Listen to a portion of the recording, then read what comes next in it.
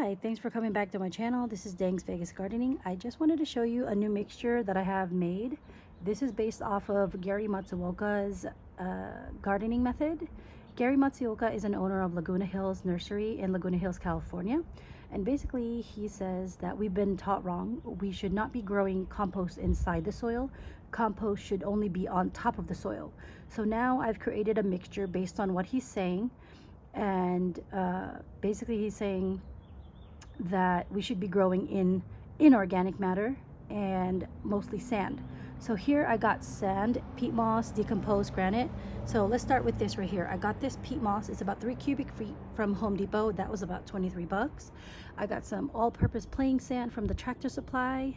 This decomposed granite from Home Depot for about 5 bucks. I've had this charcoal here. And this perlite also from Home Depot, and then this azomite I got from the IFA feed store here in Las Vegas. And lastly, I have this lava rock that I got from the Tractor Supply, and I crushed it up into little pebbles, and basically it's just going in there. And then I also had some leftover calzyme that is from Viragrow here in Las Vegas, and I've thrown that in there. So basically my mixture is now all inorganic, and therefore you're not gonna experience shrinkage if you grow like this, meaning the soil's not gonna go down over time because there's no organic matter that's inside that's gonna break down and decompose. Not to mention that Gary says you get bigger plants because this gives more room for aeration for the roots. And since there's no organic matter breaking down and you're not going to get shrinkage, there's nothing that's going to compress the roots to squish them all and lead to root rot and die off. So if you've ever experienced anything like shrinkage, or your plants just dying and struggling for no reason even though you've done everything you could, this might be a good method for you.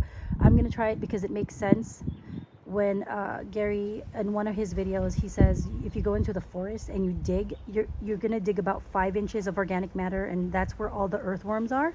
But below 5 inches, it's all inorganic things like rocks and pebbles and sand, mostly sand. So I also threw pumice in here, and just anything that I can use to have good drainage. And hopefully this will work better for me. And it is a little bit more expensive, but it's a more permanent soil, and like I said, it's not going to break down over time.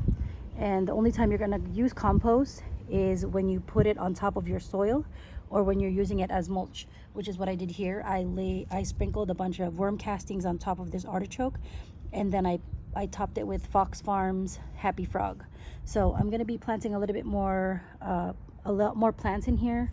I'm just waiting for the weather to get a little bit warmer, and then I could put my heat-loving crops out, and let's see how it works. It's kind of an experiment, so let's see how it goes, and I hope you have good luck with this method too. And yeah, so thanks for watching. Have a great day.